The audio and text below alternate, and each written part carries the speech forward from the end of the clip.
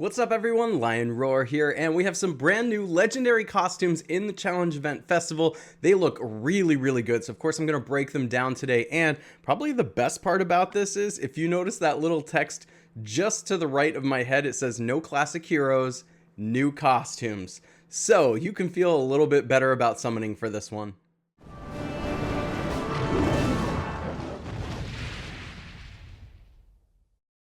But first, download Gemstone Legends, a mobile RPG puzzle match game. Use the link in the description to start with free stuff, including a bonus hero. Alright, so thank God there's no Season 1 heroes in this one. There's a ton of heroes in the event summon from all the different events in Empires and Puzzles history. So you should have a pretty good time summoning for these, but there's some of my all-time favorite heroes available that are featured today, and the first one we're going to cover is Guardian Panther. This is a hero who I have the regular one of. Of course, the costume is brand new, so I don't have that yet, but this is an amazing hero. As far as being useful, you get the purple dark defense down, negative 54% on the regular side, which has been a really useful skill to have when you're going up against yellow, of course. So Guardian Panther's always been very useful and highly rated hero, and she is a fighter on the regular side, so that's made her valuable as well. So let's check out the new costume here. First of all, the art is pretty cool. I like how they're making them look even more like badass than they were before. She is a paladin. Now that's really cool because that makes up for one of the regular side's weaknesses in the past, which is that, take a look at that defense at 661, not so good. So while I love the regular side of Guardian Panther, she dies really easily to direct damage. You're going to notice that the defense, which I usually get to a little later, but the defense is not as high as you'd like to see on a 5-star still, but because it is paladin class when you put the talents on, and especially if you give it some more defense buff as you're going through, like I would do attack and defense on this particular hero if you're going to put emblems on her. But the paladin class is going to make her survive more. It's going to make her more resilient, and that's really important to a hero like this one. That's something that she was lacking that they've compensated for. Of course, she's part of the Guardian family, so you get a bonus for 2, 3, 4, or 5 heroes, which is an increase in defense at 5, 10, 15, or 20%, and also healing for 6, 9, or 13%. Also, the event hero bonus, this members of this family have an additional perk in the challenge festival if you're going to go through the event there, and it's currently ongoing. And then of course there's the costume bonus as well, so several bonuses over here. When you level up the costume, you get an attack bonus of 5%, defense of 5%, health of 10%, and mana bonus of 5%. Remember, this works on the costume side or on the regular side. So let's see which side's better. There are a few heroes where like both the costume side and the regular side are, first of all, different and good, so you can choose which one you need in a certain situation. Sometimes the costume side's really similar to the regular side.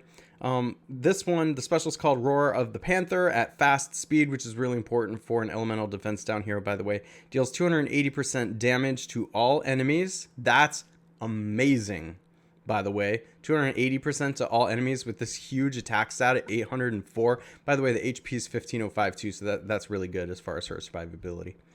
All enemies get negative 64% defense against dark for 3 turns. All enemies. The regular side only does 3. So target nearby enemies get 210% damage on the regular side, and only the target and nearby enemies get 54% defense. Look at this huge increase. And then all enemies are immune to new status effect buffs for 3 turns. She's an A. Guardian Panther is an A. I don't need to really dive into it any deeper than that. It's just straight up better than the regular side, and I already thought that the regular side was an A because of the usefulness of the elemental defense down. Not only now is the elemental defense down more than it was before, it's hitting harder and it's hitting all enemies. Oh my gosh, this is absolutely incredible. And then, of course, as we know, there are a lot of status effect buffs in this day and age. It's helpful to prevent those. We don't see a whole lot of this type of effect through Empires and Puzzles quite yet, so it's nice to see her hero with that. Guardian Panther's amazing. Congratulations to anybody who gets her. If you get Guardian Panther, let me know in the comments, because I am really curious about what you think about her, especially as you hopefully are power leveling her up and taking her out immediately to fight other heroes and opponents. All right, let's take a look at the new Black Knight costume. He is a 5-star red hero as he was before, but now he's of the wizard class. Previously, he was a barbarian, part of the Avalon family. So this is a bonus of 5, 10, 15, or 20% critical chance, which doesn't really make sense for his special, but that's okay. And then 4, 6, 9, and 13% healing. That at least gives him some longevity as he's taunting. And then, of course, you can use him in the challenge event festivals with that bonus. And there's the costume bonus, as we already covered as well, with 655 attack, which is low, but doesn't really matter because that's not what he does. Defense 877, which is absolutely amazing and out of this world, and the HP at 1592. So he's going to be super hard to kill. But a scratch is the special. It is average speed. The caster has a 50% chance to drop any received damage to 1 for 4 turns. Notice that that's one higher than the regular side, so it's already lasting longer. The caster gets taunt that prevents enemies from using special skills on the caster's allies for 4 turns. Again, when you look at the regular side, that's up another turn, so we're talking 4 turns instead of 3. And then all allies get plus 54% attack for 4 turns, which again is higher than the 45% attack on the regular side. So Black Knight again is straight up better. Black Knight was already an A, so Black Knight costume is absolutely an A.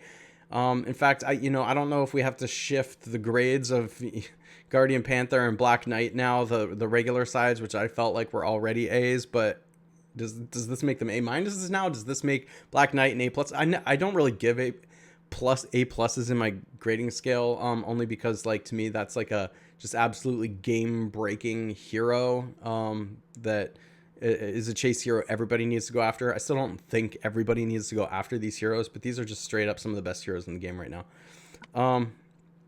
Lastly, we have Rumplestiltskin, 5-star blue hero. He had a really interesting, powerful special on the regular side, but the only thing holding him back on the regular side was that you randomly get one of these 3 skull, cross, or stars specials, and they were all really good, but you could never plan on what he was going to do. So it's hard to especially take him out on offense when you never know what you're going to get out of him. He's kind of a fun hero. I think Rumpelstiltskin's a super fun hero, but previously I wouldn't say that he was super useful. He never ever got above, like, I would say a B previously in actual gameplay. Now the costume side is a monk class, not one of the best. Grim Forest family bonus for 2, 3, 4, or 5 heroes of 3, 6, 10, or 15% additional attack, 5, 10, 15, or 20% additional defense. And of course you can use him in the current event that's going on. And of course there's the costume bonus that we talked about as well, with 759 attack, 741 defense, and 1505 HP. Now let's break this long special down. Look how much text there is here. There's a lot to talk about. Twilight Tricks is average speed, so put one of the mana troops on and make him fast speed, essentially. That's going to be particularly important with his special here. Skull reduces the max health of all enemies by 550. That's pretty big. That's pretty big. That's like a sort of an Alfreak type of thing. You know how frustrating that can be. Max health can't get lower than 30% of the original max health. All enemies receive corrosive poison for 4 turns. The corrosive poison deals 60 poison damage and lowers the target's mana generation by negative 9% each turn. Dang, that's a pretty tough one. Cross boosts health of all allies by 620. Boosted health can exceed max HP, and all allies are immune to new status ailments for 4 turns.